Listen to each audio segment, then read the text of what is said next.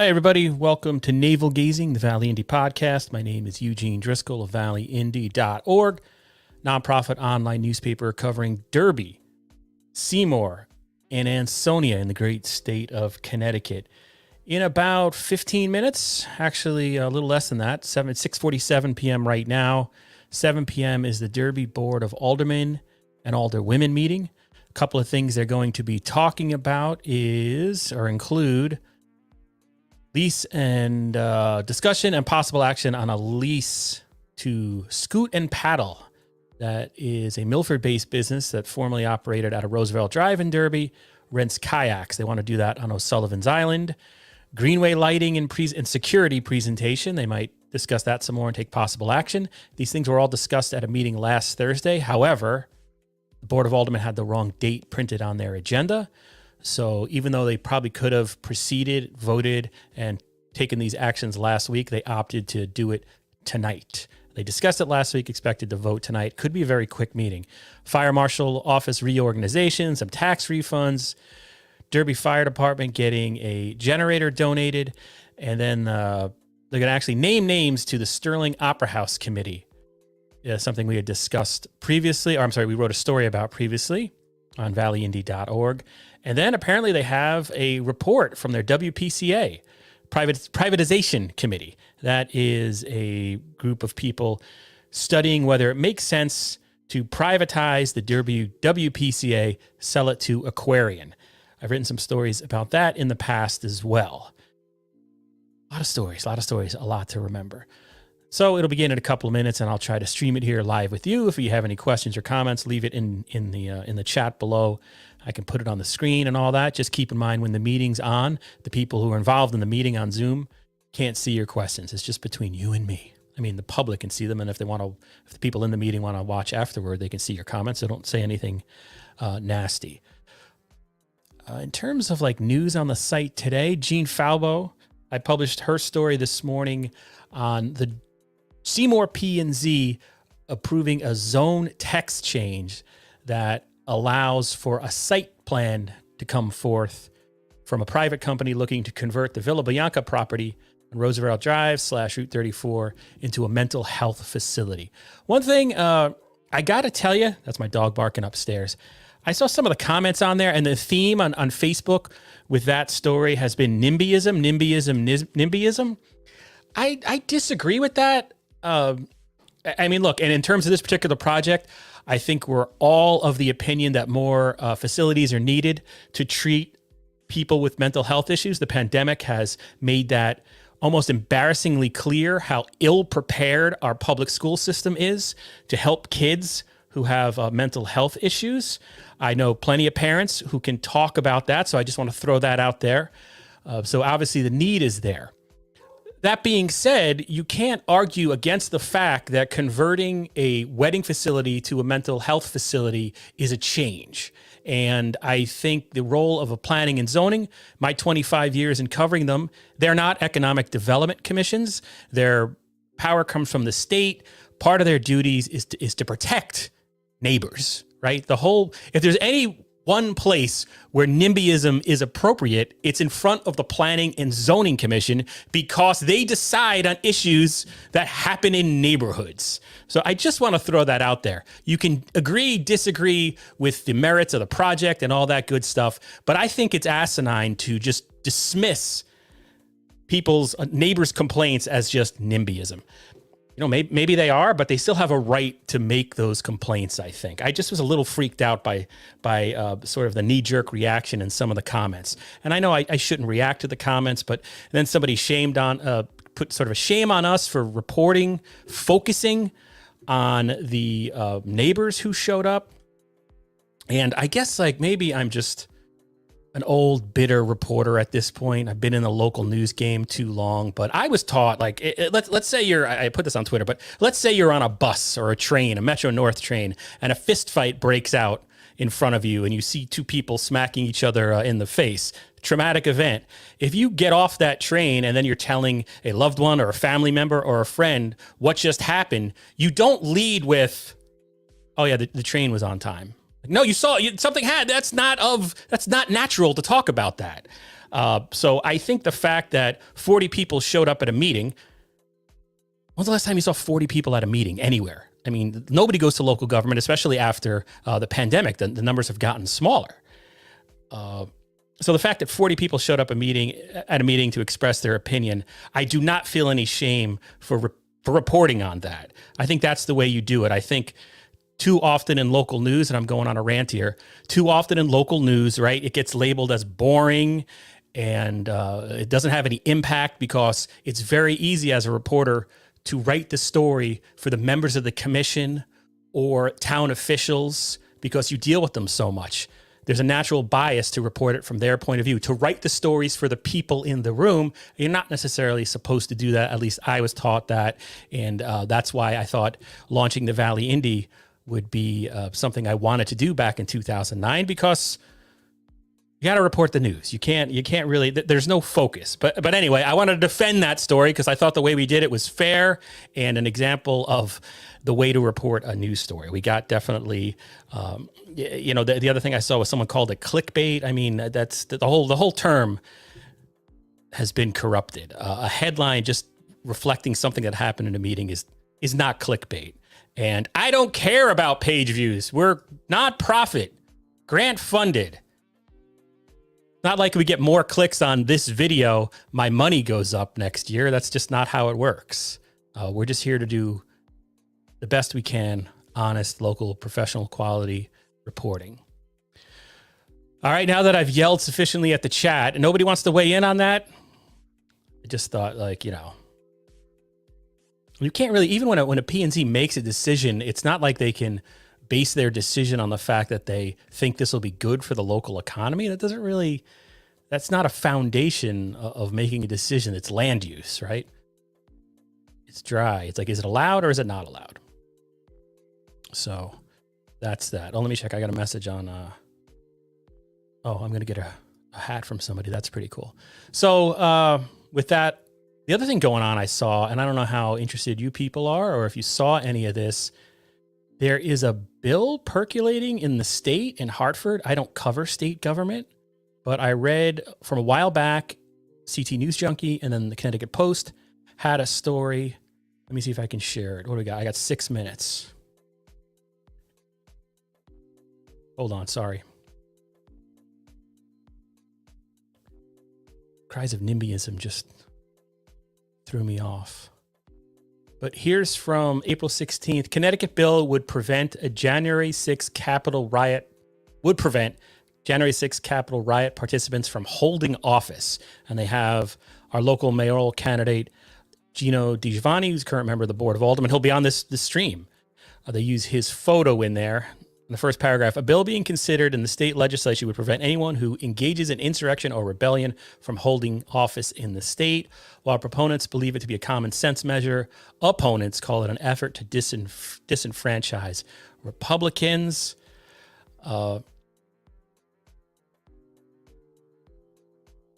Senate Majority Leader Bob Duff of Norwalk, who initially proposed legislation, says it wasn't too long ago that such a bill would have seemed crazy. State GOP chairman. So obviously, they want to prevent anybody. Just one more point. State GOP chairman Ben Proto argued the first section of the measure doesn't even require that you be convicted. It says participate. Although I'm not sure who gets to decide whether or not something was an insurrection. So there is this bill circulating that could potentially prevent Gino DiGiovanni, I guess, from running for mayor. It's a little confusing because I think, as the Proto said right there, what's the measure? If you haven't been arrested, I think that's an interesting one there. How much can you do to prevent someone from running for office if they haven't been charged with a crime, right? And I saw another thing about that. I know I'm doing a bad job explaining it. I got 4 minutes, but go see the Connecticut Post today or go look up CT News Junkie from a couple of weeks ago. Kevin Rennie had a article about it too, which I must have closed. Let me just give me what do I have? I got 4 minutes still. See if I can look this up. Kevin Rennie is a pretty knowledgeable columnist for the Hartford Current. Duff bypasses due process with insurrection bill. This is by Kevin Rennie. Bob Duff has sponsored a bill punishing participation in rebellion or insurrection. The purpose of the bill is to deem state and municipal office holders who engage in rebellion or insurrection shall be permanently ineligible to be elected or appointed to any state and municipal effort. The proposal bars persons convicted of sedition, etc. And Rennie says the crucial missing piece is who determines if an office holder has engaged in a rebellion of insurrection and what standard will be applied to the accused. So definitely some fodder moving forward if this bill goes anywhere. Who decides and on what grounds has someone been deemed to engage in rebellion or insurrection? And I'll reveal another personal thing. I do think if you were in the January 6th insurrection, and if you entered the Capitol, they should charge as many people as possible. Absolutely. But we'll see what goes. But if you haven't been charged, I don't see how they can legally say you can't run for office. So if anybody in the chat is smarter than me, go ahead and let me know. So let me stop sharing that. And let me get the Derby. I have too many tabs open. I'm going to close CT News Junkie, copy the bill. If you go to Rennie's thing there, Daily Ructions, he also has a link to the direct bill. I don't know if it's getting support from our local legislators as of yet. Kevin, hey Kevin, thank you for keeping me company. Oh wait, I should put this on there. Too many local governments dismiss what neighbors' feelings, their thoughts and concerns are. It's just not right, in my opinion. Yeah. And in that one, I think if you take all emotion and opinions out of it, a public hearing in front of a planning and zoning commission, they notify the neighbors. It's the law. So when the neighbors come out and express opposition to something, they just dismiss it offhand as NIMBYism when they were invited there by the people making the decision, by the people weighing the decision. I don't agree with that. I don't agree with that. And also, I'll tell you, as 25 years as a damn reporter, the people that defeat something they don't want in their neighborhood or in their community are wealthy communities who can hire lawyers. I covered Pound Ridge, New York. Cell towers in Connecticut, have you ever seen a cell tower stopped locally, right? Pound Ridge, New York, the neighbors would band together, Richard Gere, Martha Stewart, and somehow they'd hire a lawyer and stop anything. It's interesting to see where it works elsewhere. So anyway, I'm probably going on a rant. Let me share. We'll see if this meeting is going on yet. Would it be this one?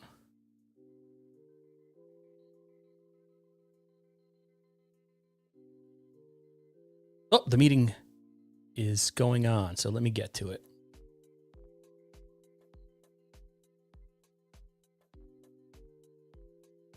Hold on, I got to fix my computer. Joined by audio computer. I'm muted on that end. It would be really embarrassing if I'm going on and on about NIMBYism and suddenly I'm in the Derby Alderman meeting ranting like a lunatic.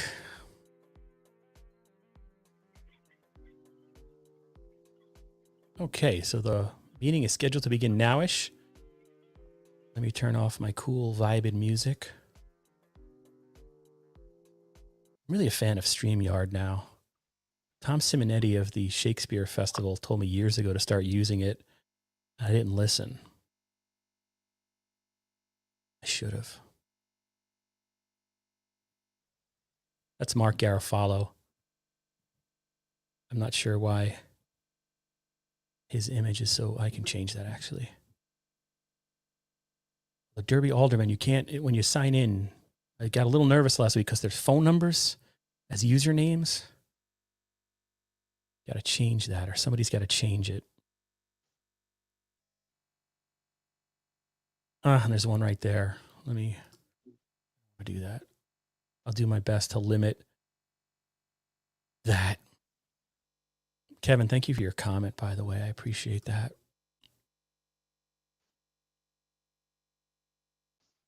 People want to ask questions or make comments during the meeting. Feel free to do so. Just keep in mind they're not being read. Hey, Mark. by the people in the meeting. Meeting is not live yet. Yes. Oh, I just wanted to see if I can hear anything. I couldn't hear nothing. Tom Linetti, Yep.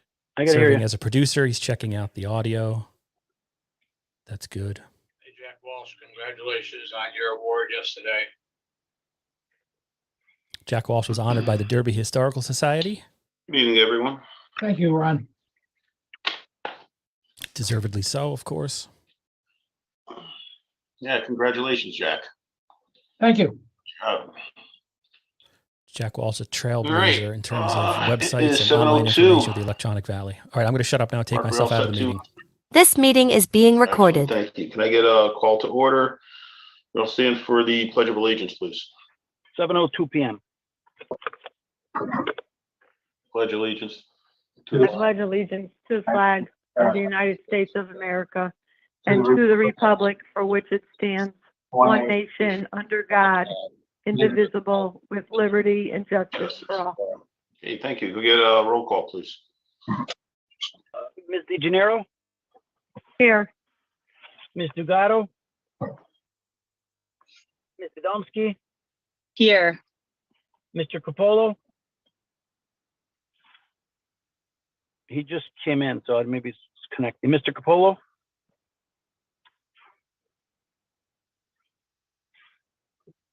Mr. Capolo. No. Okay. Mr. DiGiovanni. Here. Mr. Sill. Here. Mr. Hyder. Here. Mr. Sampson. Mr. Sampson. Mr. Shockey. Here. Mr. Capolo. Here. Okay. Record should reflect you have 7 present. All right. We'll call public portion. Anybody from the public like to speak? Anybody from the public would like to speak? Third and last call. Mr. Mayor, I would like to speak. Good. My name is Mark Garfalo, 95 Academy Hill Road. I'm town clerk. I served as a member of this board, as a member of the tax board, and I served as mayor in the city of Derby.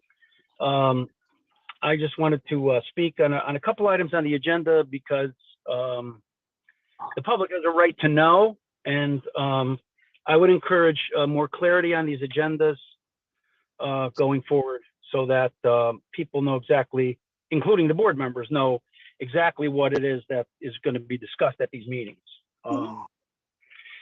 So I'll start in order. So, just on the number 5, the lease of O'Sullivan's Island. I would just ask the board to, I think it's a great concept to have this concept of the kayaking and so forth on the river. I think that just 3 or 4 days ago, you were being asked to approve a lease for property that the city didn't even own. So I think it's important that that you ask all the questions that need to be asked with respect to O'Sullivan's Island. And just to remind everyone that this O'Sullivan's Island since June 16th of 1999 has been listed on the state DEP list with significant environmental hazards, pollution in the top 2 feet of soil that may pose a human health risk as a result of direct contact. This is right from their website. Pollution detected in groundwater that discharges to a surface water body may pose a risk to aquatic life. DEP did direct the property owner, which is the city, to submit a plan to eliminate the risk. And DEP directed the property to submit a report of actions taken to prevent access to the polluted soil and submit a plan to evaluate the potential risk to surface water. In 2009, the city brought in EPA to do partial reimbursement, but it says right here on the state standards, additional abatement action is necessary for the remaining impacted soil area covered with 1 foot of clean soil. And in their frequently asked questions, it says polluted soil.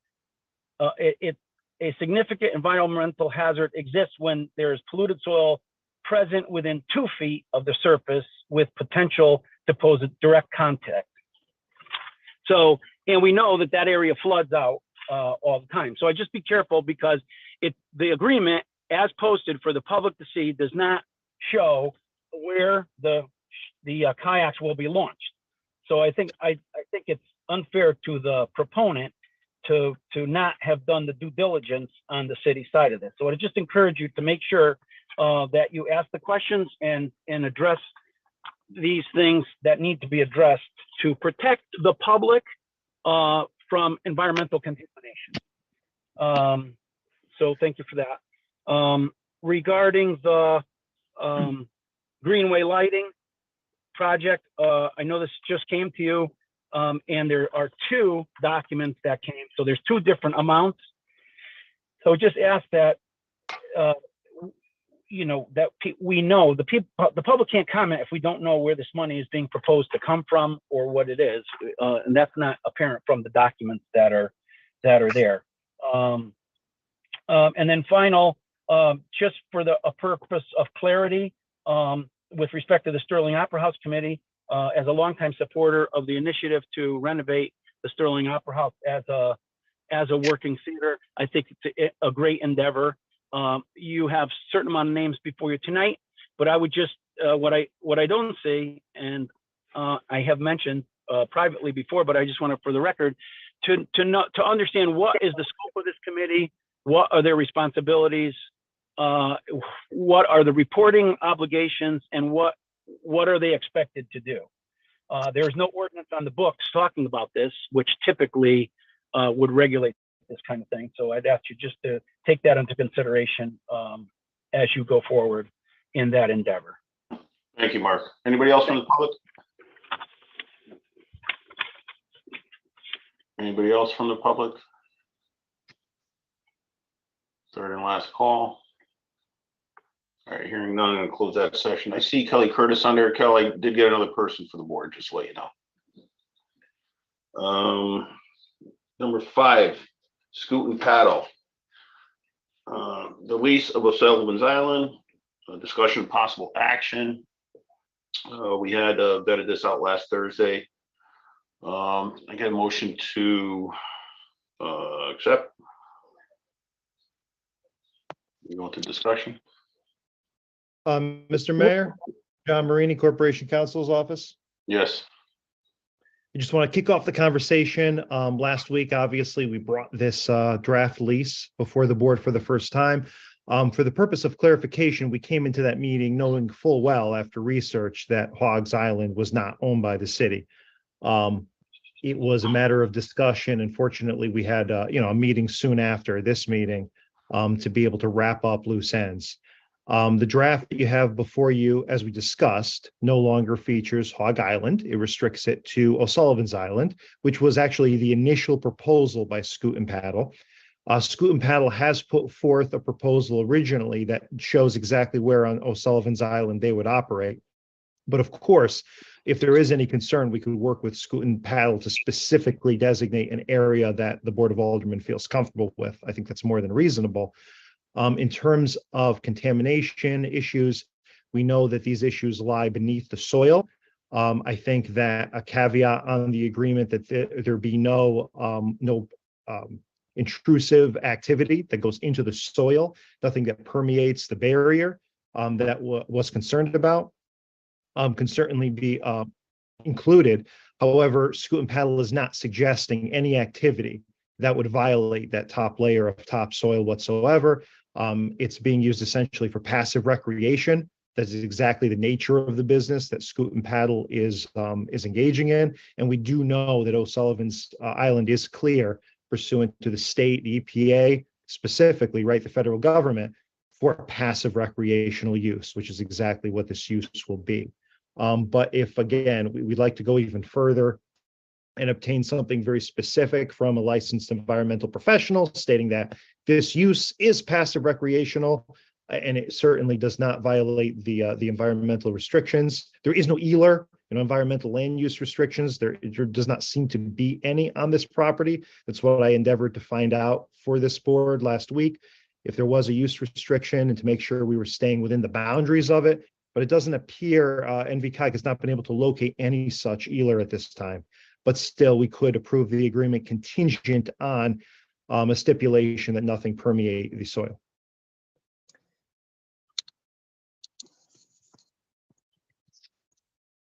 Thank you. Attorney Marie, so on Thursday, we talked about contacting Deep and, getting their, blessing of sorts on this usage and, passive recreation versus, as, Mr. Garfalo noted, flooding and how that erodes. Like, have we lost that soil that's been put on top? Like, do we know, is there quarterly testing that continues to get done to confirm that we are under the state regulated action levels for PCBs? Yeah, all of the above, Yeah, I don't believe there's any active concern whatsoever that the site has any issues above surface. And that's exactly what the use being proposed is. It's above surface. Again, I could get a written statement from either, the professionals at NVCOG or our own licensed environmental professional, if that puts the board's mind at ease, and of course, the public's mind at ease. And we could append that to the agreement. But in terms of initiating more testing, I mean, I wouldn't go beyond what EPA or DEEP has already put in place upon their remediation of the site. I'll make the motion to okay it then, pending no ground penetration, and I've written okay from VCOG. I got Ron for. I'll second it. Who's that? Gino Mr. Marie- DiGiovanni. Hold on, guys. This is Brian Capolo speaking. I'd also I know, Mr. Marini, you mentioned it before, but make sure that in that contingency, that they are aware of the usage of scoot and paddle, the traffic areas, and potential launch areas. I know that's way too much to put in the motion, but I'm just saying, just making sure that they know exactly, where the launch sites are and where the traffic is going to be, foot traffic, that is. No, I think you're exactly right. I want to convey to whoever's giving the opinion an exact description of what's happening, whether it be a storage container, whether it be a launching pad. I want them to know exactly what's happening so that the opinion has value. Great. Okay. Are there any LEPs in NVCOG?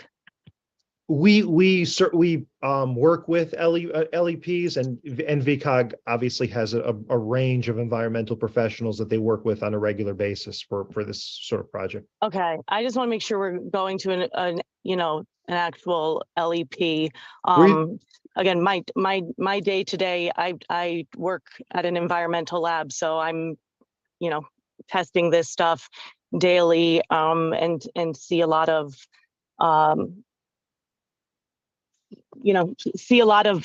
different contamination in different sites, whatnot. So, safety is, and getting that approval and seal of safety is of utmost importance to me.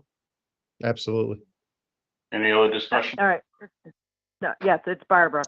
I alluded to the other night, because we weren't going to be taking any action, but, I had some concerns, and having served on the Board of Aldermen in 2009, after 2009, when the DOJ came in, with regard to the area down there, I'm a little skeptical with liability to the city, and as well as what could exposure to the public. But be that as it may, a couple things with this agreement. There's no Exhibit A, so we don't even know specifically the site.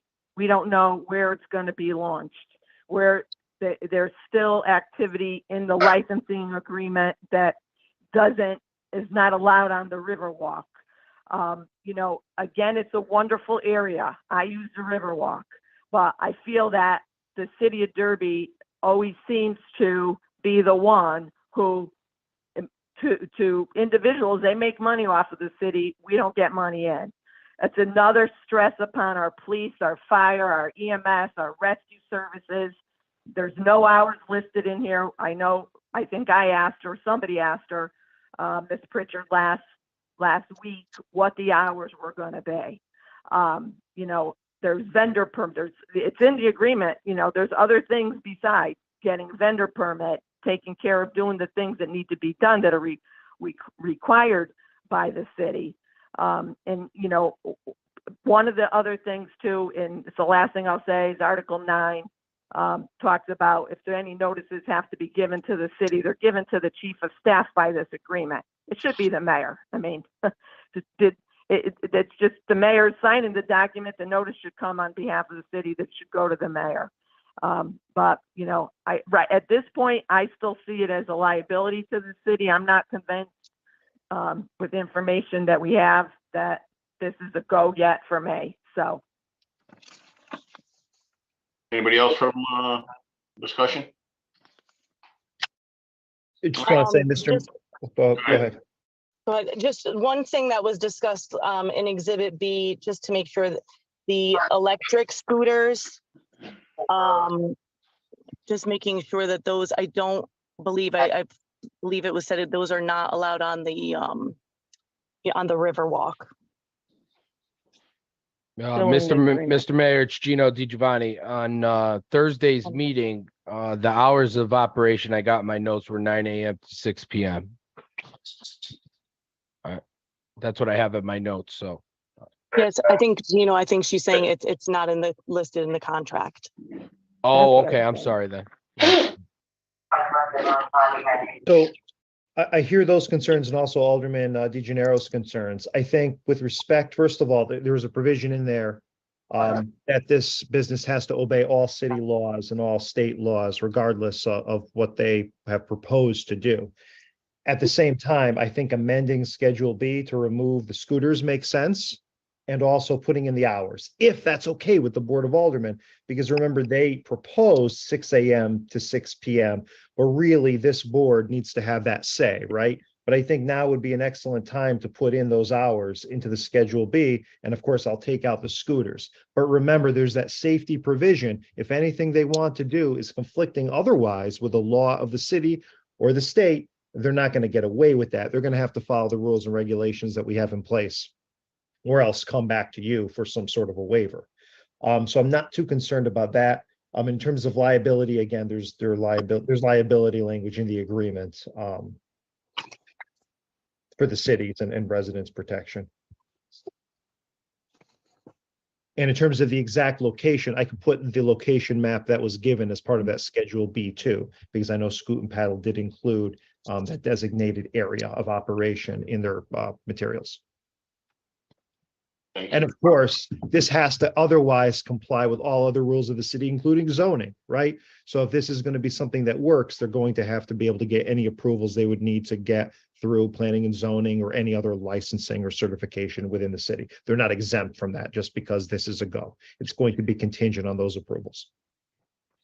And Mark, just note that Charles Sampson has joined us. Yes, I noted it was 7:12 when he came in. Thank you. Any other discussion? All right, hearing none. Call to a vote. All in favor for Scoot and Paddle? Aye. Aye. Aye. Opposed? Hi, Barbara. Can we just make sure we know exactly what is said, because there are amendments that were added in. What is the motion? John, can you say the motion for us, please? I would say if it's a motion to approve, I would do that with on the condition that, number one, we have documentation from an environmental professional, licensed environmental professional, in terms of the usage of the property being in compliance with the environmental restrictions, if any, right? That's number one. Number two, that Schedule B be amended to A, take out scooters, B, or electric scooters, and B, include hours of operation, no more than 6 a.m. to 6 p.m. per day. And number 3, to attach to Schedule B, the site designation that the applicant has proposed. And of course, this is all with the understanding that this is contingent on approvals from land use and any other certification or approval process within the city of Derby.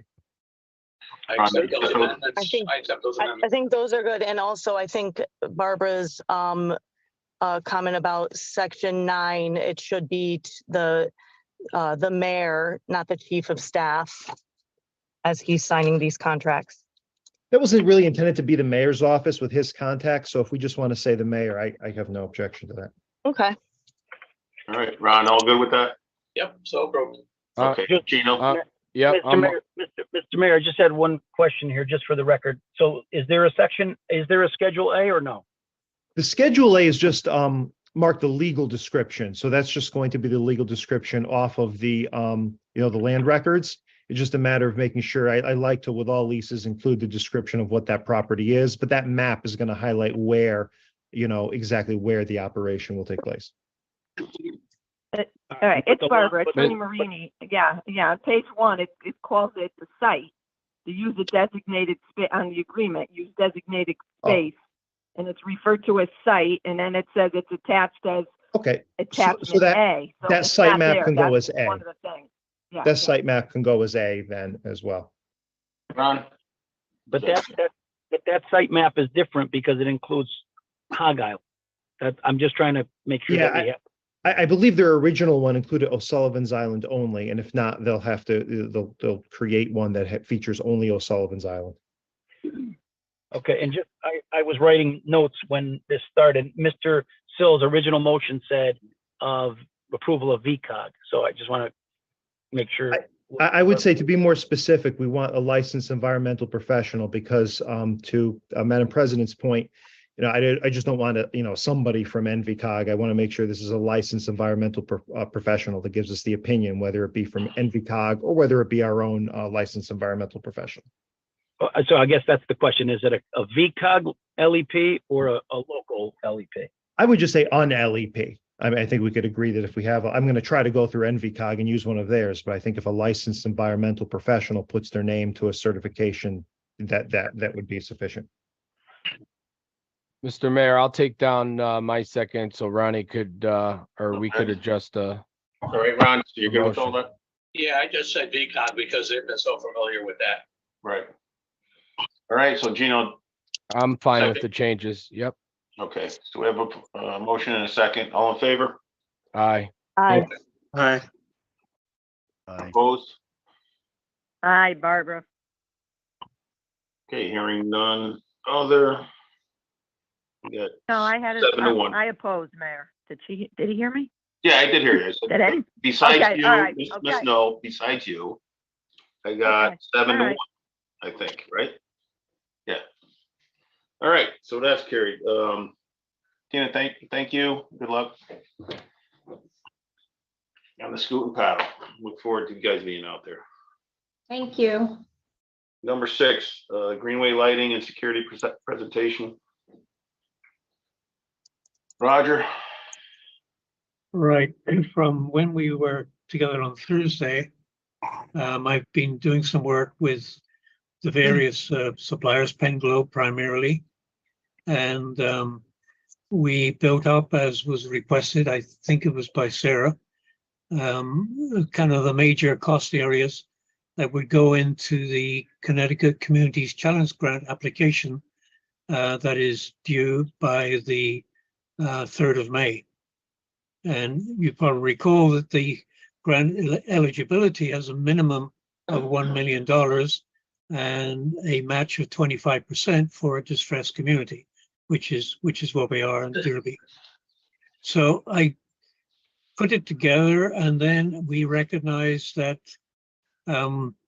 we had included a cost for removing and replacing the wooden fence with the kind of metal fence structure that Penn Globe showed to us on Thursday. However, as we all know, the fence is on both sides of on the levee. So you'll see the first one, which we sent out accidentally, showed wooden fence replacement for 2 miles. You needed to double that because it's on both sides. So the estimated total project cost, you can see, is 1.5 million. So it gets us into the realm of the grant requirement. And then if we look at a Derby match then of 300,000 instead of 250,000, as we talked on Thursday, that would leave a grant request of 1.2 million. So it gets us, within the scope and eligibility of the grant. The timing is essentially we're looking for approval from the Board of Alders and Alderwomen to submit this grant request and to have as a potential match from our ARPA funds $300,000. I'm happy to go through the details. The big one is rebuilding and making safe the Greenway Bridge, which we've done a lot of work on. Then the supply and installation of the solar lighting.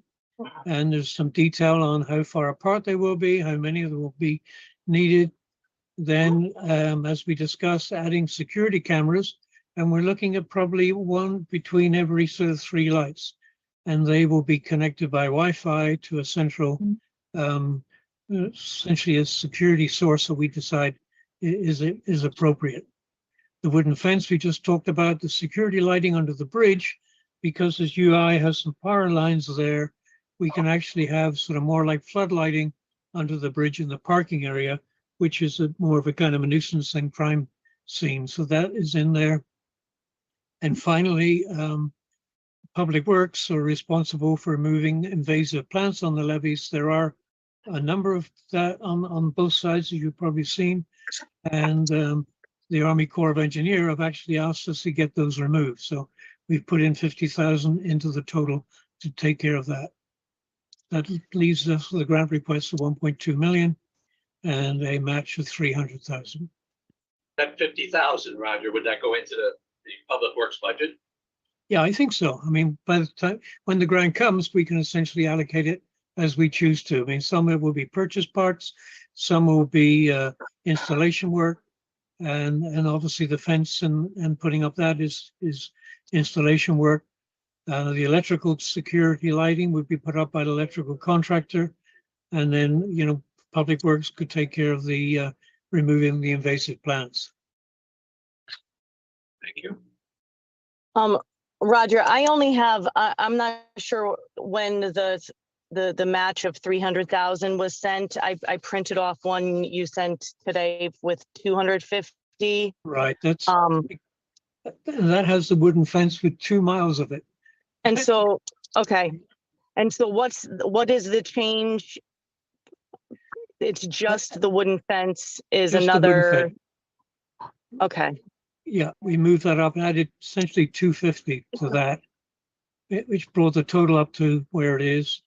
And then, 25% of what we're requesting is the 300,000. And that would be the entire fence, not just Yes. where the poles would be. All the way around, we're removing the entire fence and putting in an aluminum fence. It'll be powder coated, much as we saw on Thursday. And it would link up all the fence posts, and then the lighting posts would be the ones that you saw that would go up and then have the solar lighting on top of them.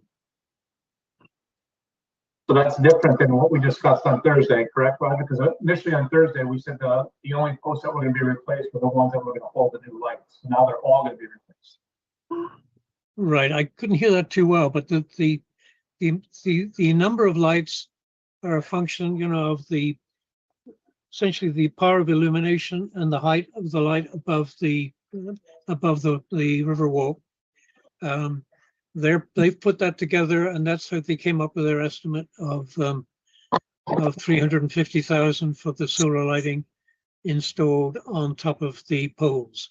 So that's the poles and the lighting comes for 350. And then the wooden fence is additional all the way around. This is Barbara. Roger, seeing the numbers, but the only comment I'm going to make at this point is that last week's agenda and this week's agenda, I don't think it is clear to the board or to the public that now we're looking for the money to through a grant. It's not definitely not clear on the agenda. And I didn't hear ARPA, the numbers change, today. I think I only saw one email. I saw the second email. I couldn't even read it today. It was just whatever time it came by the time I got to it. But that's just my only comment. Right. I mean, it's always been the intention to use this Communities Challenge grant, which is only available to distressed communities, really, as Marcia mentioned at our meeting on Thursday. So it's an opportunity to essentially get a grant that is sort of targeting at distressed communities. And, the challenge is it's $1 million minimum. So, what we've had to do is essentially bundle the repair of the Greenway Bridge and the lighting and the cameras and the fence and the invasive plants to bring it to that threshold. The range which you can apply for in this particular grant is between 1 million and 10 million. Obviously, the higher you go, the less your chances, because the smaller numbers tend to get selected. Can we add in there the removal of the invasive plants at Whittick Park while we're at it? Yes. Sure. I don't have a number for it, but we've been talking about that for years. Those aren't invasive, unfortunately. Those cattails. They're not cattails. They're not invasive. cattails. So last we heard they were cattails. So hopefully, Well, if they're maybe not, not. that's great. If they're not, that's great. They are not cattails. Okay, well, let's pick a number. I mean, I don't really know, but if it's another 50,000, then we're adding that to the request of that becomes 1,250,000, and then of that 50,000 we've added, with another 12,500 would go on the match.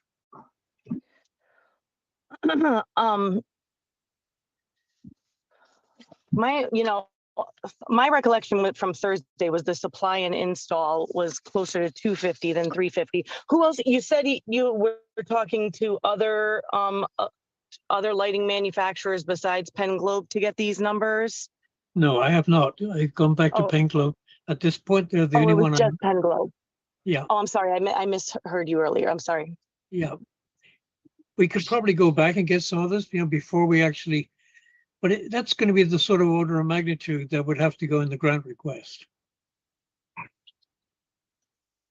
So Roger, this is Gino. Just so that I'm following correctly, these so the prices that you have on the slip or on the attachment here comes out to 1.2.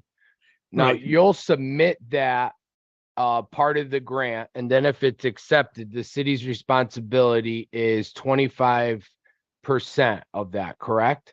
Correct.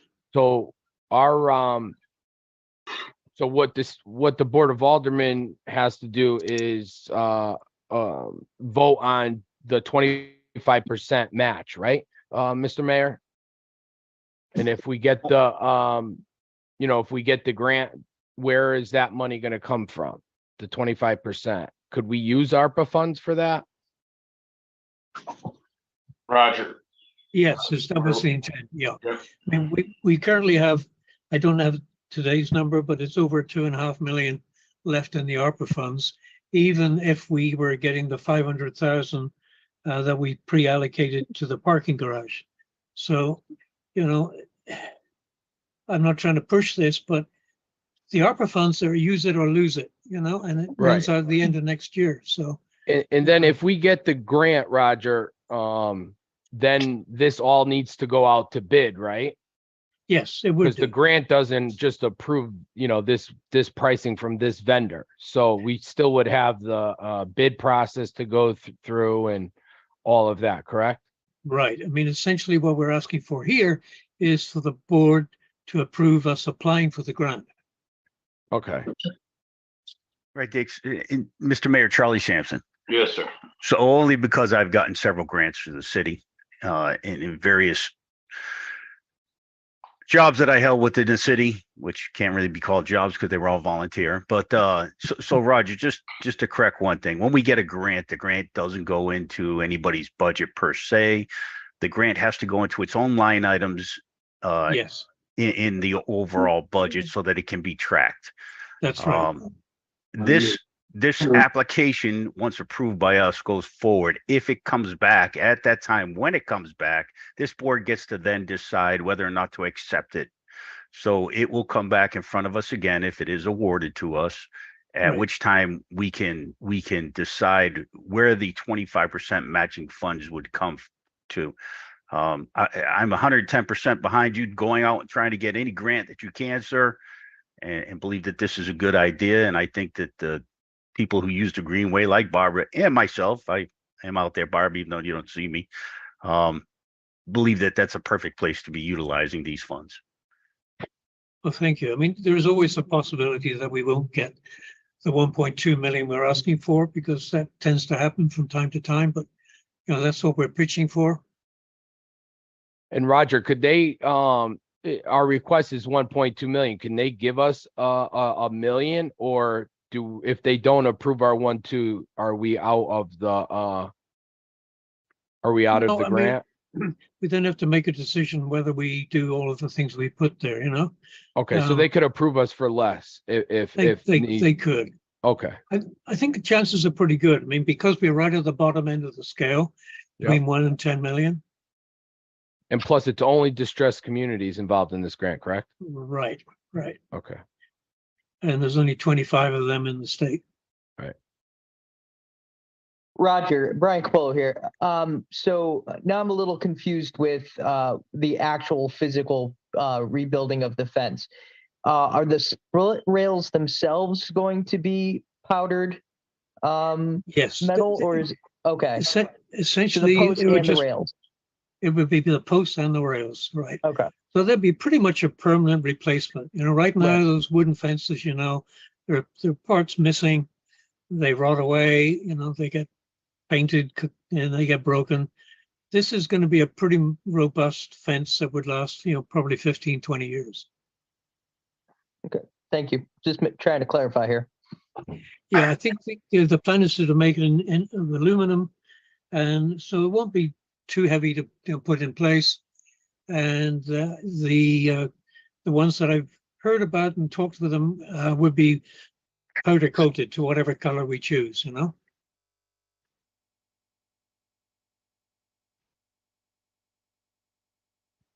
Any other questions?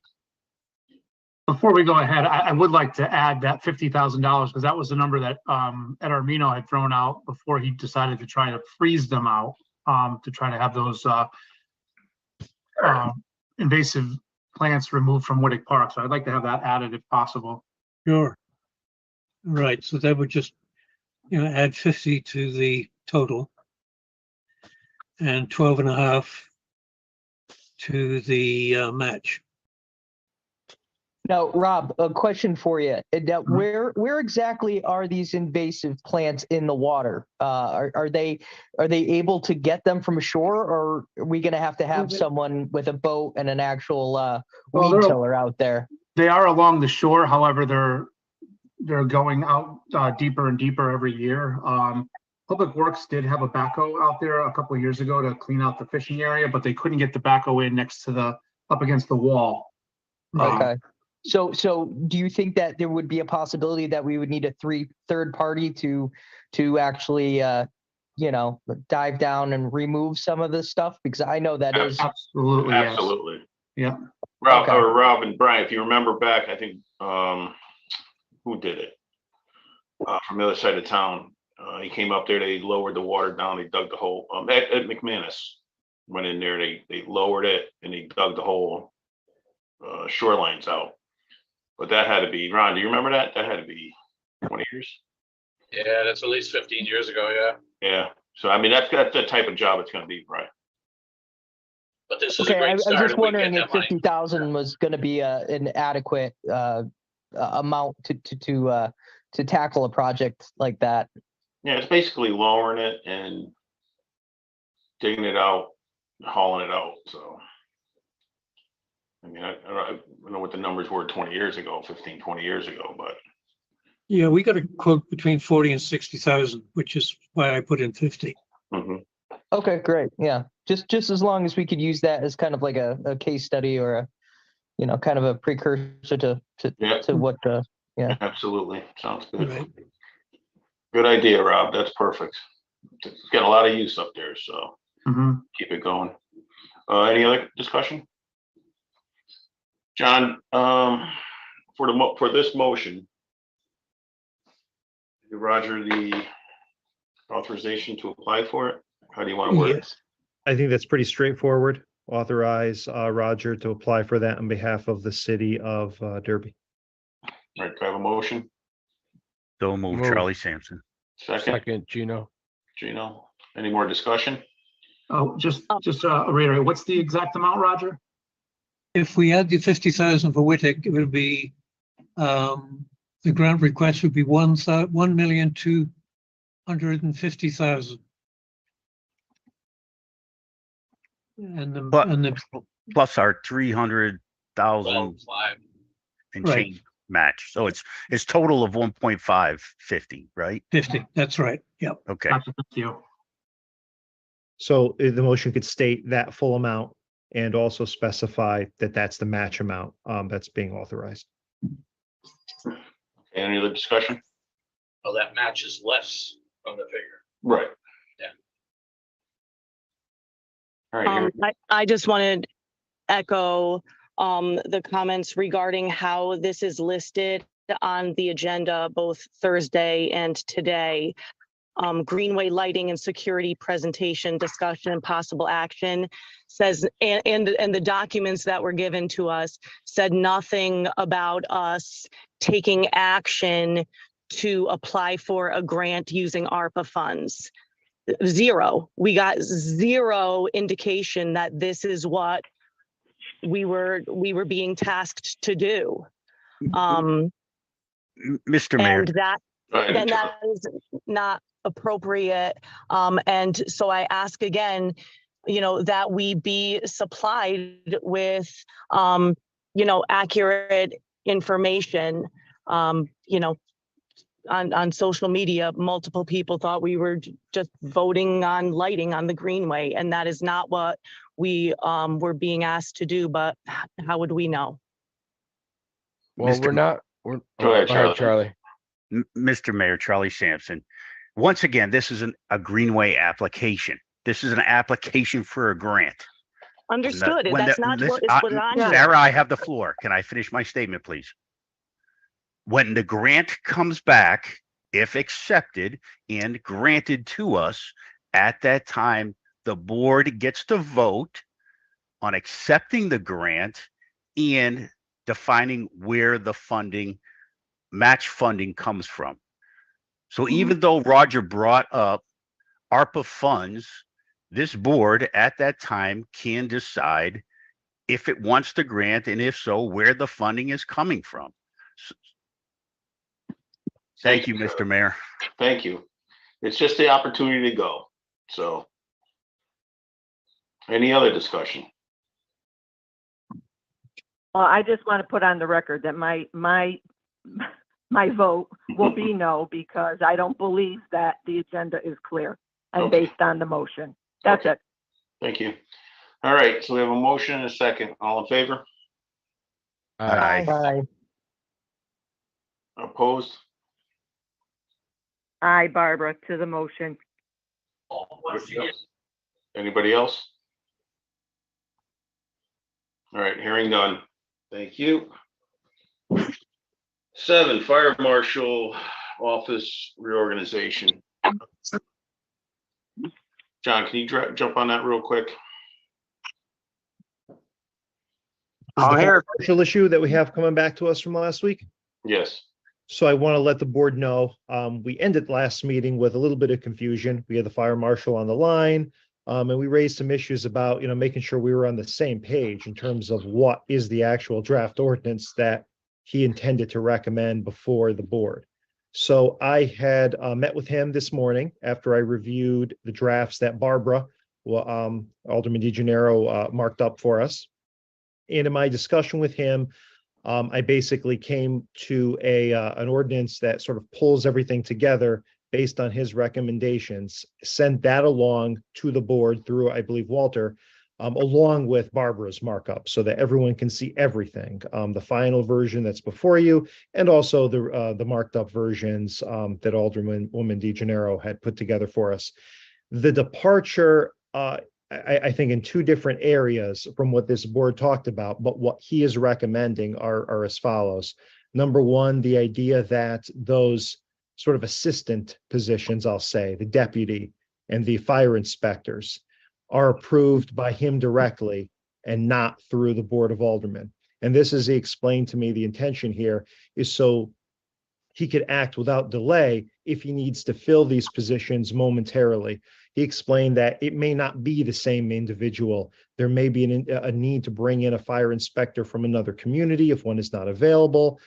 These things are not necessarily something that's set and go for several months.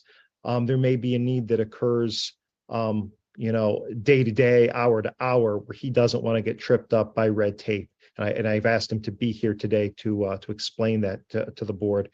The other area is to state the actual hourly amounts. And essentially, this was more of a matter of convenience. He thought it would be beneficial to pull everything together into the same document. I did explain that really the Board of Aldermen could act by salary resolution and it would have the same effect. But I think all things being equal, it's just as easy for the board to act on a resolution as it is to act on an ordinance in this case under the charter. If those hourly rates are in the actual ordinance, it does no harm to allow the public to see very clearly what the maximum amount is. And I would note that we converted all of these to hourly positions, to hourly payments. I believe the deputy it can work up to no more than 19 and a half hours. So if the fire marshal so desired, this could be basically a part-time position. The other two positions are really conceived of as being per diems, where they're going to be paid hourly for the work they do.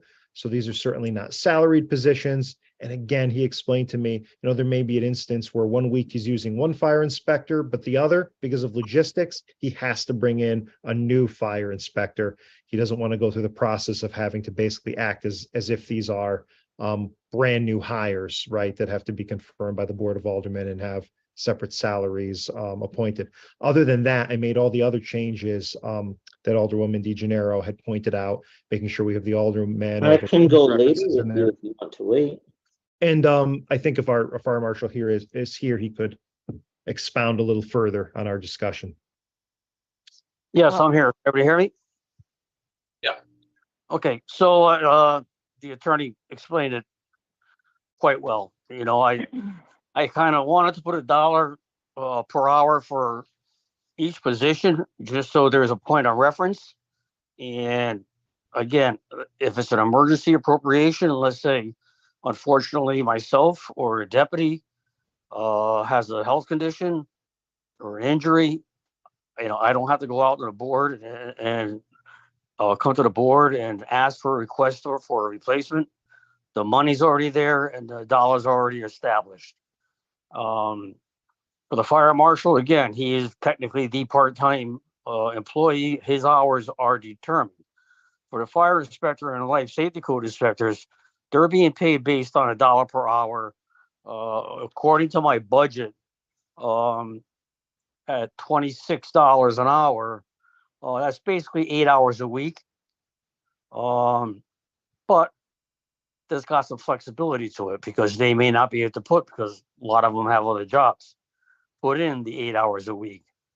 So their pay would be based on my recommendation, but not alone. I mean, I'm not going to, unethically say, well, this is how much you're going to get paid this much because this is what I think you did. I expect, and I know what their job responsibilities are. I know the number of hours that they have to put in and what they typically put in, that I should have the ability to approve their monthly paycheck, unless there is some outside considerations where for some reason they got hurt and they could not put in 8 hours a week. But that's something that I think, there does need to be some oversight, which I think it should be between the mayor, myself, and either the chief of staff or anyone else he decides to put in this like a review board, if you will. So no, not one person is making a financial decision on any other one person. I took a lot. I saw what the commissioner crossed out and added in. A lot of it was verbiage. Some of it was grammar, my fault. But I think that the final draft has all the intents and that she required. And again, the one big sticking point so far has been whether we put dollars in or not. I thought it was best for at least a stated $1 per hour rate, and then let the rest go as needed, and as available. So far, we're not operating under this ordinance right now, but it's been working fine. Unofficially, we're not working under this right now, but as far as assigning people assignments and making sure that they have hours in, it's working incredibly well. So my proposal is to, or my hope is to ask the Board of Aldermen to pass this final ordinance as is written. Thank you, Dave. It's Barbara. I just wanted a couple comments about this ordinance that came redrafted today, Yes. as indicated. And this is to the board. This is to Attorney Marini as well. First off, I believe pursuant to state statute 29-297, the appointment for any fire marshal, fire inspector, fire safety code inspector has to come from the legislative authority, which is us. So that was changed, that the fire marshal would make the appointments. That was the first thing I saw. The second thing I saw was that, again, it's my feeling about the way the dollar number is in there. But if we're going to put, and I'm not saying this has to happen, this is just how it came out to me. If you're putting in dollar numbers in the 32-70, then why aren't you putting the salary in for the fire marshal? And fire marshal was spelled wrong in 3270 in a couple spots. But, and just to just make a comment as to what Dave just indicated, the salary was subject to, in the proposal, what was on the books and in my proposal, my draft, that the salary is subject to the Board of Aldermen, Alderwomen approval. So there's your oversight as well. So, so those are my comments. This board can do whatever they wish by my document that, but I do think that 29-297 is controlling in that section 3268 of the appointment. Thank you, Barbara. Yeah, and I just noticed where you that's a common error with 2 L's. I just picked that up myself now. Thanks for bringing that my attention. Yeah, fire marshal is spelled with 1 L, not 2. Yeah, the original had more 2 L's in it, which is of course the fire and not the fire marshal. Yeah, that would be That's how like we got 'em the all. Walker band. So. All right, so The based original on had a lot of 2 L's in it. This is Gino DiGiovanni. Mrs. DeGennaro, the draft that you wrote up was from us as an entirety, a whole, from the meeting, not Thursday meeting, but the meeting before that, as we discussed it, amongst ourselves at that meeting. So these were the changes that, we all kind of agreed on, and you drafted it and to try to help Dave out. Am I right on that? Right, Mrs. Deach? That was my understanding. Yep. Right. Yeah. Okay. I Yep. just want to make sure that I'm on the same page. That's all. Zoom's a little difficult. this is Sarah. I've I agree with you, Gino. That is, Yep. you know, everybody was on the same page with that. I thought all of us. So with that, I would make a motion to approve this document with Ms. DeGennaro's edits, which were taken from our previous board meeting. Do I have a second? Yes, Well, I I'll think you second. need to specify, I think you need to Barbara. specify those, but you know, that goes back with the hiring and the salary in there and everything. I think you need to specify exactly what we're all gonna vote on. And I understand where you're coming from, Barbara, and Gino and this and that, because a lot of power keeps coming away from the Board of Aldermen. And I would give Dave the right in an emergency basis to appoint who he needs at any time. But I think that with general hiring and the salary should be the way we talk about. You got that, John? I just want to make sure that, the fire marshal certainly cannot be appointed without confirmation of the Board of Aldermen, Alderwomen. That's definitely in compliance with state statute, and it's an important check and balance. Again, it's based on his recommendation, and I think good practice. We do want to be careful. We don't want to put him in a position where he can't simply reach out and bring another inspector on board without having to go through a Board of Aldermen meeting. That may not be, he may be in a situation where he needs to bring someone in before he's able to officially make an agreement with them to act as an inspector. And I believe, and again, I'm deferring to him as the professional who, is seeing this day to day. I believe he may be encountering this more often than I think is realized. And, Fire Marshal, you can go ahead and kind of explain, the reality of, is this something that comes up once a year, or something that you really have to be concerned about, getting an inspector in when you need him?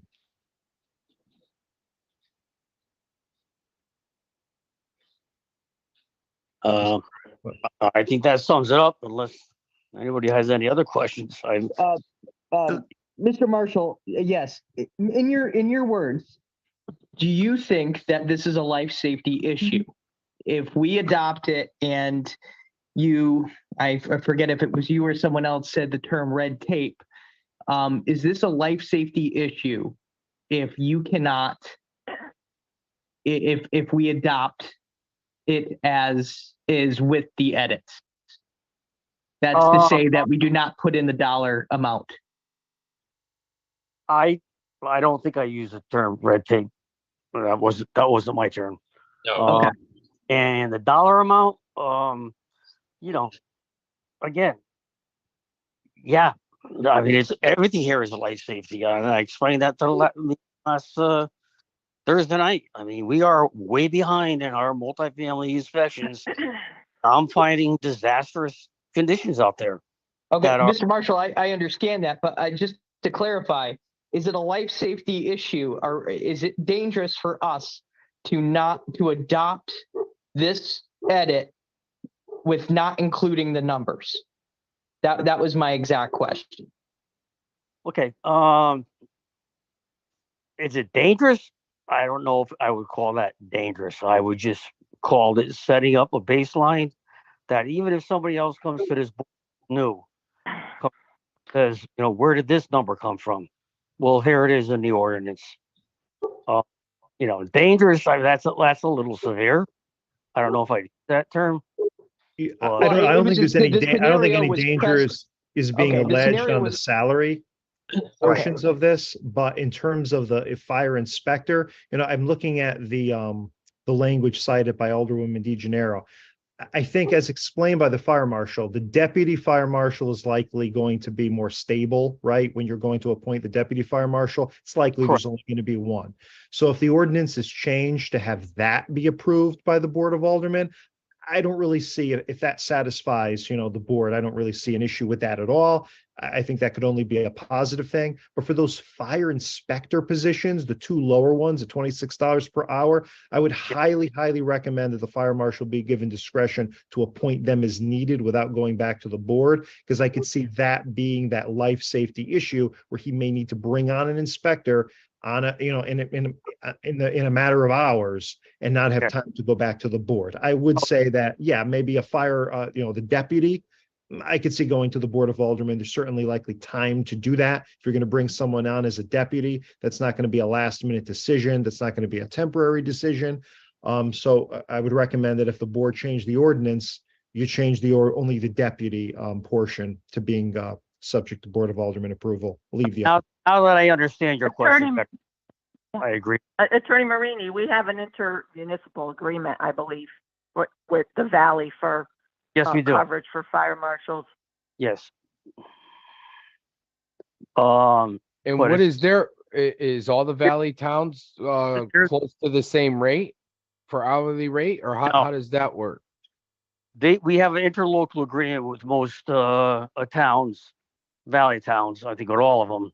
One of the issues has been that, in order for that to work, you need to be sworn in by the state as a fire marshal for each town. We've been operating out of that realm for years. For an example, a Shelton or an Ansonia fire marshal was never sworn in officially as a fire investigator or fire inspector for the city of Derby. Now that does not cost us any mean, but liability wise, they're out of jurisdiction. If it's not sent to the state in writing that this person is now officially affiliated with the city of Derby, and they're doing fire investigations, and there's nobody from Derby there, they're operating out of jurisdiction. Well, that's not spec'd out in the operating agreement between all local towns? No, it's not. It's part of the state statute, and that's been going on for years. And that was one of the things I picked up on. Like, we can't function like this. It's almost like being a police officer in Derby and going to New Haven and making an arrest. You don't have that authority. So we straightened that out. I got sworn in Ansonia, Seymour. They all came and got sworn in for us. So now it's legit, it's legal. But that was something that was lacking. So I guess my question is, in the agreement here on 32-70 C, it says that a fire inspector shall be paid $26 an hour. If we have an intercity throughout the valley, an agreement, and you need to call somebody from a different town, we have $26 an hour. That inspector gets paid $26 an hour. No. What if the other city charges more, or however the agreement is? The agreement is written that every town covers their own expense. So if I have to bring in a Ansonia fire marshal, the town of Ansonia is going to pay them. And how does Derby pay them? And We if don't. so, we don't pay them? Oh, No. okay, I got you. Okay, I No. understand how it goes. That's one of the reasons why I need to get a list of available and qualified fire investigators. So if I'm not around and they ask for help, now we could send somebody there to represent Derby, to assist them, have a Derby presence, and there's money in the budget for it. So that's So he needs flexibility for the inspectors, not the deputy fire marshal or the fire marshal per se, but the inspectors part, the right? cover, to be honest with you, is more for fire investigation. Because that's what most likely going to happen. If there's a life safety code and I'm not around, and it could usually wait until Monday, let's say, but fires, they happen all the time at different times. So there's no guarantee that everybody is going to be around, at least all two of us, when a fire comes in at any town, and even ours. But it the would fire also- marshal, the fire marshal and the deputy marshal, they, having that approved by the Board of Aldermen, Alderwomen, that's really not the issue. It's really Right, just the allowing the lower positions to be. Right. So the discretion. issue is more with the inspections, not the investigators, as in the No. fire marshal or deputy, right? Am I following that right? Exactly. That's exactly Okay. right. Okay. And the Attorney inspectors Marini, work it's under the Barbara again. marshals. Yeah, and Barbara, I'm looking at the statute. The statute would only govern really marshals and deputies anyway, so there wouldn't be any question at Well, all. that's not how I read it. That's not how I read it. That's what I was just gonna say. I'm looking at it myself. Shall appoint a local fire marshal and such Yep. fire marshals, comma, fire inspectors and other fire code inspectors or fire investigators as may be necessary. It comes from we don't have a board of fire commissioners. We don't have a fire district. Our legislative body is us. So that's how I read it, that all those positions need to be appointed by the board. But obviously it could by the recommendation of the fire marshal, but I disagree with your I'm looking at reading of the statute. Yeah, I'm looking at a version that has fire marshal and such deputy fire marshals as may be necessary, that does not have a reference to inspectors. 29,297. Fire, Amended 2012. I'm I'm sorry, gonna go with you on this, Barb. Which thing, John? I missed the end of what you said. Uh, I'm looking at 29 Public Act. Section 29,297 amended 2012. It has us Yeah, there's a later one. Public Act 21-165. That was the last. I mean, if the What I Board have. of Aldermen is voting on these, right, and deferring, and it is basically deferring that discretion to the fire marshal, you're doing it by ordinance, so you are acting. Your legislative body is acting. I'm gonna Correct, upon his You have the ability to Right, but I want defer to be in that to compliance him. with the state statute. By acting on the ordinance, though, you are deferring that authority properly to him because you are the board that has the ability to do that. I'm just saying with those two lower positions, it puts him in a better position to be able to make that call without having to, I mean, I don't know how if he's going to need an inspector to come in the afternoon and he doesn't have one available, is he going to have a Board of Aldermen meeting scheduled and in an hour's notice? He's not going to be able to.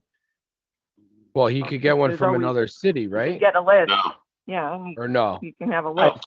I can't count on that. They have their own. that's for, Gino, the municipal agreement is for emergencies, for Oh, okay. fires, major incidents in the city of Derby. Okay, so it's not for inspectors. No. Okay. Otherwise, he has to have his own Inspectors and list. investigators. He has to have his own list and phone numbers. And I think you're missing another point here when you start referring to investigators and inspectors. There are three levels. There's fire marshal, deputy fire marshals, and fire inspectors. We are all certified to the same level. What it comes down to is your rank and position. I got hired as a fire marshal. However, my fire inspectors and my deputy fire marshal has the exact same training and qualifications as I have. So you're not, when you start saying, well, we're bringing in an inspector or a fire investigator, they're one and the same. They're just a level of where they sit. Fire departments are usually very paramilitary. So it's where you sit on a hierarchy. I know Derby's a little different because we're separated from the fire department, but there is no difference in training and qualifications between a fire inspector and a fire marshal. Okay. So whoever I bring in can be both. I can bring the same person in to do a fire investigation and then bring them in the next day to do life safety codes because they're all trained to the same level. So I don't know if that confused you or clarified things. All right, John, where are we at with this motion now? Was Sarah? Let's move the question. Yes, so we had Sarah, and who seconded it? Was it Gino or Barbara? No, I seconded it, Barbara. Barbara did, okay. So, My version. Mrs. D, Mrs. D, wasn't me. all right, so John, what's the exact motion gonna be, please? I think Barbara had the motion. Yes. Or Sarah Sarah made the motion. Sarah made the motion with Barbara's additions to it or adjustments to it? The proposed changes, it's the Proposed changes. document, the BLD doc on 414. Okay. Can I just ask one question? Because I wasn't at the last meeting, Mr. Mayor. Yes, sir. Go ahead. So I'm looking at Ms. DeGennaro's document here. and all I'm seeing is a lot of CBLDs, Doc. What's BLDs, Doc?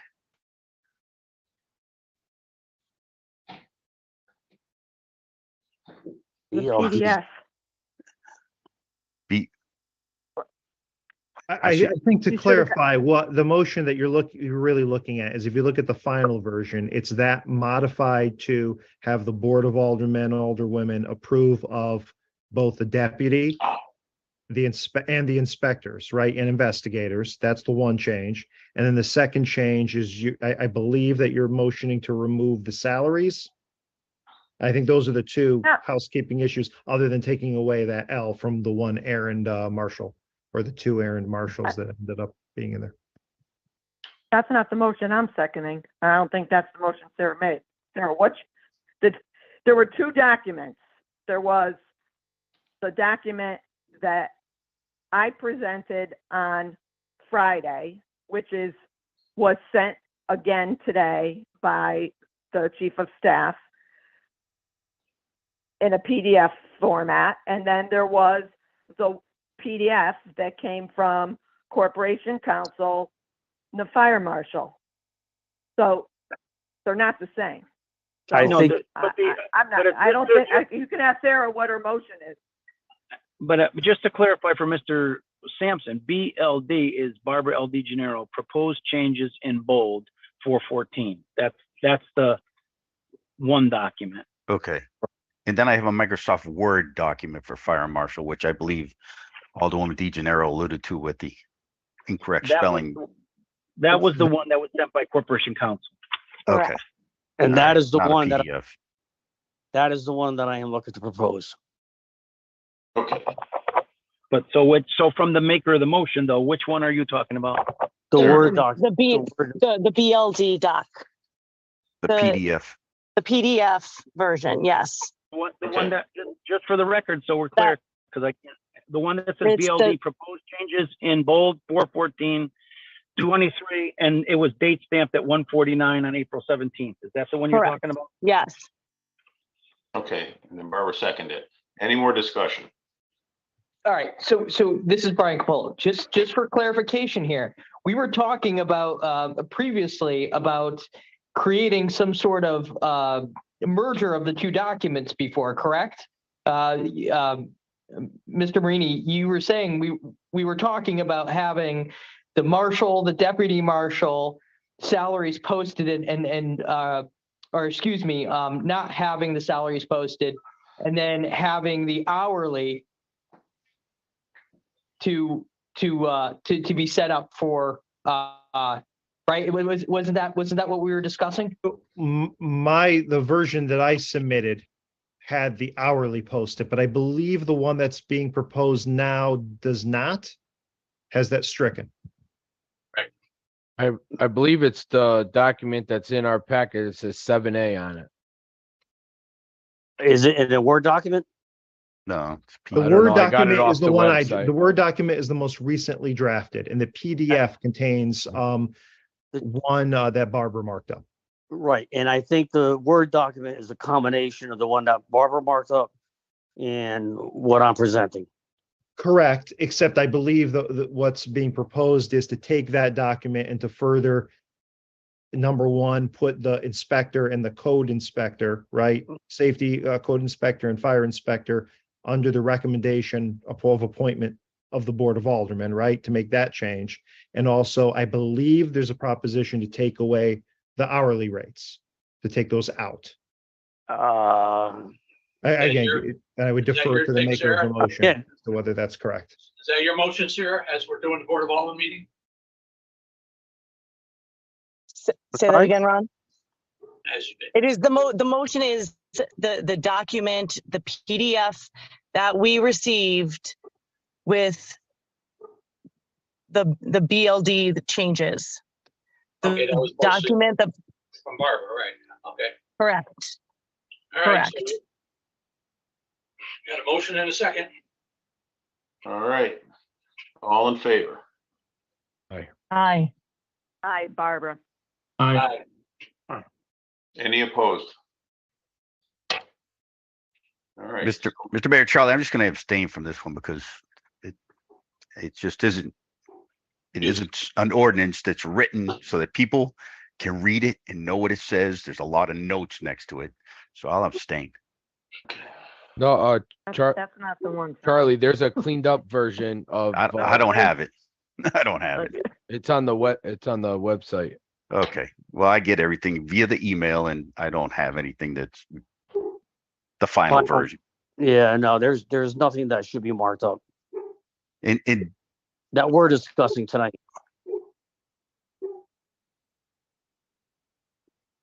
Are you there?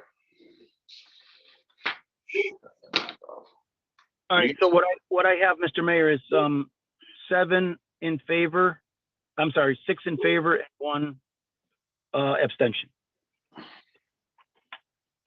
Should be. That's missing a person.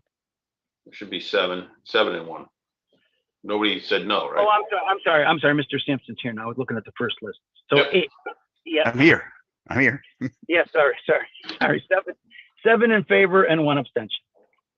Perfect. And Mr. Mayor, it's Charlie Sampson, if I could just 10 seconds.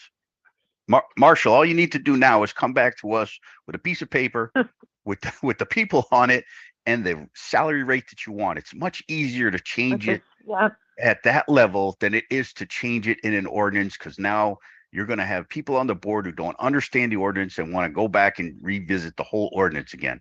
Just come to us with the salaries you want. When I need it. Right. What Well, I said last week in the email and at the meeting last week. That you missed, Charlie. Yeah, my apologies. I had to work.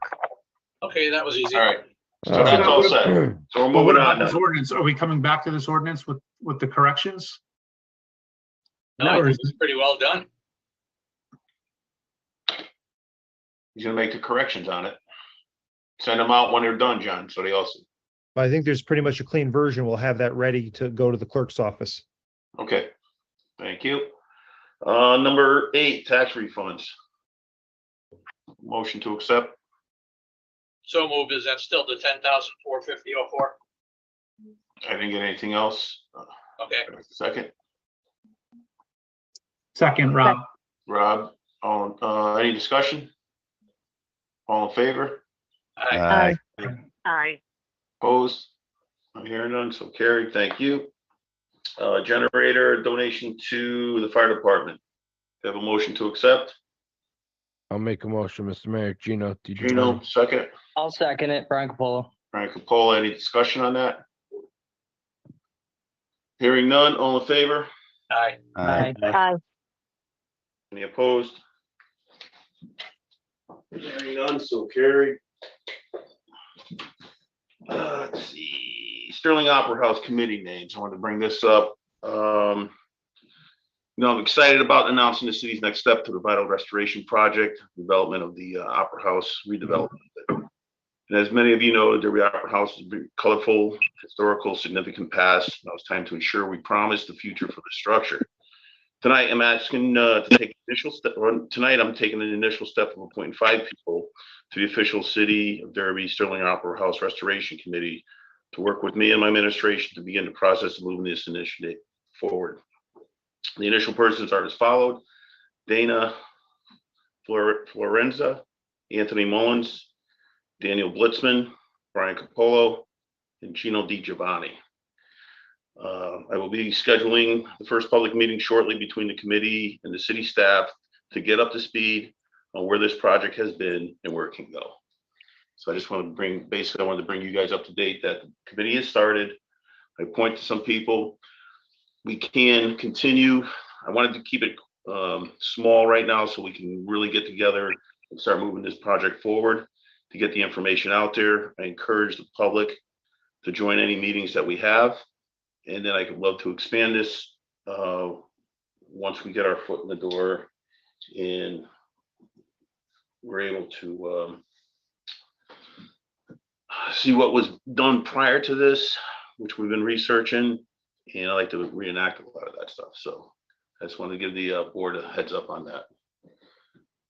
Mr. Mayor, it's Barbara. Can you just read the names again that were not our Board of Aldermen members or Mr. Blisman, because the document that we got had out-of-state people.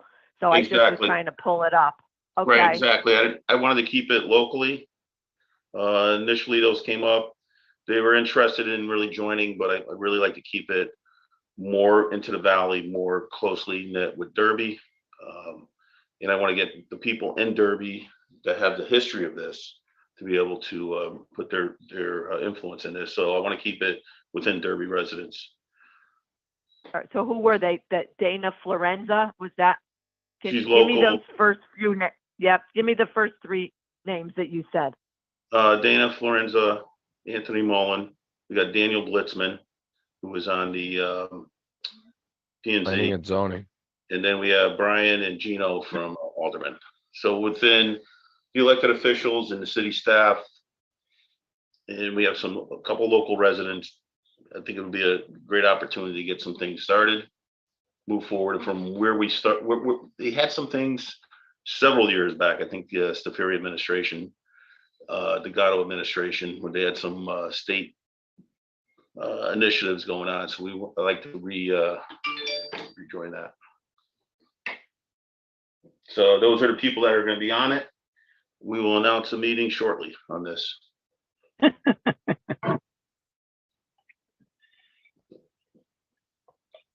something to say? Mark, was that you? Yeah, it was me. Oh, no, I was not muted, but I have a lot to say, but I don't want to extend this meeting.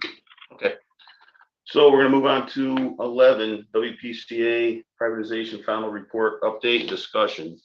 We received a letter from Aquarion that this letter is to formally withdraw our effort or our offer to acquire the water waste system of the city of Derby. We have determined that the action is appropriate following Derby WPCA privatization committee.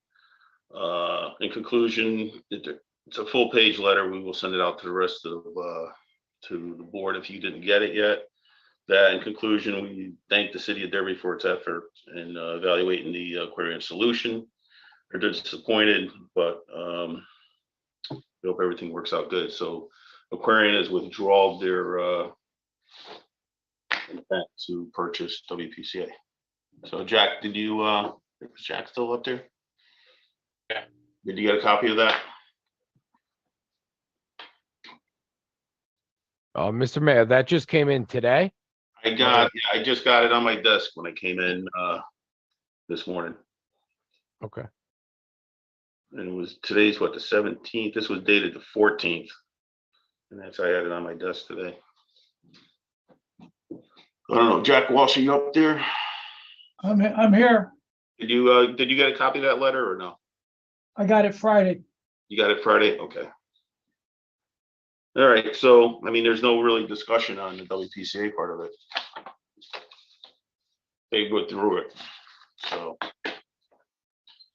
other than that, we can go to number 12. Ron? Is that me? That's you, sir. Motion to adjourn, 8:24. Okay, do I have a second? Second, Charlie Sampson. All right, all in favor? Aye. Aye. Excellent. Everybody have a great night. Have a good night. Thank you.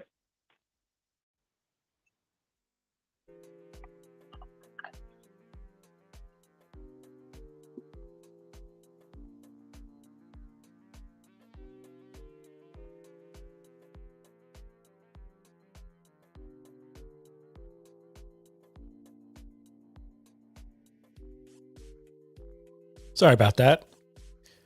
That was the Derby Board of Aldermen and Alderwomen meeting, and I ran upstairs to get some dinner and bring it back down. So I missed the last second of it there. What happened? What happened at the very end? I stepped out for the tax refund part. But I guess the news there at the very end was that Aquarian, which had talked about possibly purchasing the city's assets in terms of the WPCA, this committee has been studying whether to privatize the Derby WPCA. And we get the news tonight from the mayor in the meeting that Aquarian is no longer interested. So that's newsworthy right there. At the very beginning of the meeting, the board took some time to talk about whether to allow Scoot and Paddle, a Roosevelt Drive, formerly of Roosevelt Drive in Derby, kayak rental, bike rentals, whether they should lease land on O'Sullivan's Island. You heard some concerns raised by, I think, Sarah Wadomski, if memory serves. I'm doing this from off the top of my head, about environmental concerns. You know, O'Sullivan's Island has a rather long and very well documented history of PCB contamination there. There's a cap. You can't do any digging in the ground there. The city wanted to check with I believe, a licensed environmental engineer, I want to say. I might have that wrong. I guess as a final sort of check to make sure Scoot and Paddle can do what they want to do there. It's a $1 lease for 1 year to bring a kayak rental business to O'Sullivan's Island. That's, of course, where the Housatonic and Naugatuck rivers meet under the Route 8 bridge, essentially. So let me look at my notes real fast. I thought the aquarium thing, I thought that was going to go on for like 2 hours because there's a lot of documentation, a lot of history there. That's why I'm a little ill prepared. You heard the city or the board voted to authorize their economic development director, Roger Solway, to apply for a $1.2 or $1.25 million grant to do a complete. Suddenly my Siri's going. I'm talking into my phone. To do a complete sort of rehab of the Derby Greenway, which extends from essentially O'Sullivan's Island up along Naugatuck to BJ's. And they want to apply for a grant that will be used to replace all the fencing along there, install security cameras. There's been questions raised about the security, about the safety on the Derby Greenway, install lighting, also repair a pedestrian bridge. There's a bridge there that's really not that old that is in rough shape, according to engineers. So they would apply for that. And then they would roll into that grant, which I believe is a state grant aimed at economically distressed municipalities, of which Derby is one. Money to get rid of some invasive species along the Greenway. And I think Alderman Hyder also, I kind of trailed off. I'd have to go back and listen to this, to do some of the same invasive plant removal in Whittick Park. It's Monday. I'm sorry. It's been a long weekend. So that was very interesting there as well. Again, that's grant money. So it remains to be seen whether Derby will get that money. But you'd think purpose of that grant fund, the projects have to be at least $1 million. They're aimed towards economically disadvantaged cities. It seems like Derby's a perfect match. The Greenway is huge for Derby in terms of it's a gathering spot. It's popular. People use it. You would think it's the perfect target or a perfect application for a grant application like that. So maybe I'm being biased here, but you'd think, come on, Connecticut, give it to Derby. What are you doing up there? Hartford. And I think that was pretty much it. Right? There was a lengthy discussion of the reorganization of the fire marshal's office. They got that worked out. And I think the main thing that comes out of that, you got a fire marshal who wants to do more inspections of multifamily homes because they're behind. So that's, of course, fire marshal's number one job is safety. So that'll be going on. Let me look at the agenda. Did I miss anything? Did anything jump out at you? Kevin. Yeah, Kevin, thank you for co-hosting this with me, Kevin. I appreciate it. They could definitely use that grant. Yeah, you'd think again, I'm being maybe this is NIMBYism or I'm being Derby-centric, but I know Hartford and Bridgeport and New Haven and Waterbury, they get a lot of grant money. But I mean, Derby, in terms of the, and Ansonia too, they need more and more and more grant money. How else are you going to clean up like the Derby parking garage downtown Ansonia, which the mayor in Ansonia has been detailing on Facebook? I mean, this is the whole intent of those grants, is to take care of those huge problems in terms of old factories that we have here in Derby and Ansonia. So Kevin says, always have your back. Yeah, Kevin, I have the Great Give coming up. May something. I should know it, but I'm so overwhelmed. I've done no prep for it. But maybe we could have you on if you're willing to go on camera. I'm planning to go long live streams again from here in my basement. Maybe do like 4-hour stretches. We can have Kevin pop in as a co-host if you'd like, because that's the toughest part is just doing this alone because I'm down to one. It's just me. But anyway, I think that's it. I'm blabbing on and on. I just wanted to bring that meeting to you, and I'm going to have to write stories on it and research some stuff. I guess the other thing that was going on was I spit out my burrito, but Alderman Wadomski, during the discussion of the Greenway project, right? So she was saying, I think there was a miscommunication between her and Alderman Sampson. Alderman Wadomski was saying, yeah, informally, Kevin, if you wanted to. Or maybe I'll just have some open time and have people drop in. I don't know. I'm going to try to raise $15,000 for the Valley Indy and then have on all other nonprofits and hopefully people donate to them as well. But it's getting harder and harder to do Facebook video. They've definitely deprioritized it on Facebook. Video views used to be in the thousands and now they're down in the hundreds. But the audience is definitely still on Facebook in the Valley as opposed to YouTube. I prefer YouTube, but the audience is definitely still on Facebook or prefers Facebook locally. But okay, so Alderman Wadomski was complaining about the way the agenda was written for this meeting.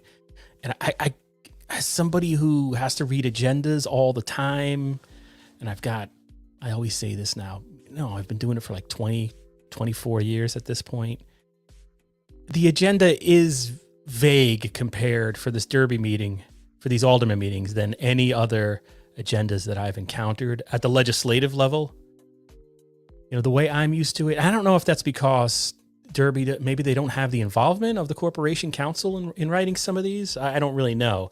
But her point was the agenda read for that whole discussion on the do I still have it up? The agenda said Greenway lighting and security presentation, discussion, and possible action.